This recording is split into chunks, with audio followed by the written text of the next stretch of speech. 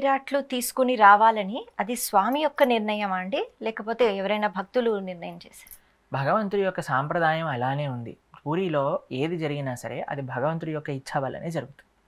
ఆయన ఎలా అయితే ప్రేరేపణ చేశారో తన భక్తులకి అలానే సాంప్రదాయంగా నడుస్తూ ఉంటుంది అన్నమాట. ఇప్పుడు జ్వరం వస్తుంది జగన్నాథుడికి, జ్వరం వస్తే 15 రోజులు దర్శనం ఉండదు. దాని తర్వాత నేత్రోత్సవం జరుగుతుంది. దాని తర్వాత ఆయన ఎంత ప్రేమ అంటే అయ్యో 15 రోజుల వరకు నా భక్తుల్ని చూడలేకపోయాను కదా, పదండి బయలుదేరదాం అని రథం ఎక్కి బయలుదేరిపోతారనమాట. ఆయన ఎక్కడికి వెళ్తున్నారు? గుండీచా మందిరం వెళ్తున్నారు. గుండీచా అంటే ఇంద్రద్యుమ్న మహారాజు గారి యొక్క భార్య, మౌసి అని అంటారు.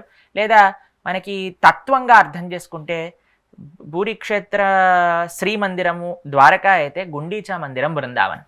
కృష్ణుడు బృందావనం అన్న వెళ్ళాలి అనే ఒక ఆతృతతో భగవంతుడు అక్కడికి వెళ్ళటమే రథయాత్రగా కూడా చెప్తారనమాట. కాబట్టి చాలా విశేషాలు రథయాత్రకి సంబంధించినది మనం దర్శనం చేయొచ్చు భూరిక్షేత్రంలో. ముఖ్యంగా ఈ రథయాత్ర సమయంలో అయితే చాలా ఉత్సవాలు అక్కడ జరుగుతూ ఉంటాయి అన్నమాట. అయితే జ్వరం అని ఎందుకంటారు? ఎందుకంటే జ్వరం వస్తుంది కాబట్టి ఆయనకి. అవునా? ఆయనకి జ్వరం వచ్చింది, జ్వరం కావాలి అని అనుకున్నాడు, ఆయనకి జ్వరం వచ్చింది. జ్వరం వచ్చాక ఆయన ఏం చేశాడు? తన భక్తులతో హాయిగా సేద తీరారు. ఇప్పుడు చూడండి, మీకు ఆఫీస్కి పిల్లలకి సెలవు వచ్చింది, హస్బెండ్ కూడా హాలిడే వచ్చింది, మీరు ఒక్కళ్ళే పనికి వెళ్ళాలి అనుకున్నారనుకోండి, ఏం చేస్తారు? అమ్మ ఈరోజు మాకు స్టమక్ పెయిన్ ఉంది అని చెప్పేశారు అనుకోండి, హాయిగా ఇంట్లో ఉండొచ్చు. అలా ఆయన కూడా అనుకున్నారంటే నేను నా భక్తులతో హ్యాపీగా ప్రైవేట్గా ఇంటిమేట్ టైం స్పెండ్ చేయాలి, నాకు జ్వరం వచ్చింది, టెంపుల్ క్లోజ్ చేసేసారు. ఆయన తన భక్తులు హాయిగా లోపల లీలలు చేసుకుంటూ వాళ్ళ భక్తుల యొక్క ప్రేమనంతా కూడా స్వీకరిస్తూ ఉన్నారనమాట జగన్నాథుడు. తన విశేషమైన భక్తులండి. సనాతన ధర్మంలో ఈ వర్ణం వాళ్ళకే ఎక్కువ ప్రాధాన్యత, ఈ వర్ణం వాళ్ళు ఇది లేదు అది లేదు అని ఉంటుంటారు.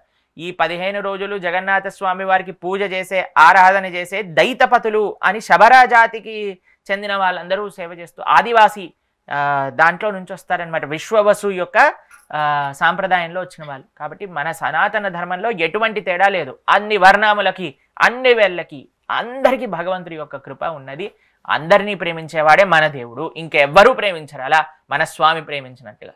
కాబట్టి ఏ మతం వైపు మనం చూడాల్సిన అవసరం లేదు. నిజమైన ప్రేమ కావాలి అని అంటే నిజంగా ఎవరి కోసమైనా భగవంతుడు సాక్రిఫైస్ చేశారంటున్నారు కదా, అందరికంటే పెద్ద సాక్రిఫైస్ చేసింది మన జగన్నాథుడే. కాబట్టి మన కృష్ణుడు, మన రాముడు, మన శివుడు మనకుండగా ఇంకా ఎవ్వరి దగ్గరికి మనం వెళ్ళవలసిన అవసరమే లేదు.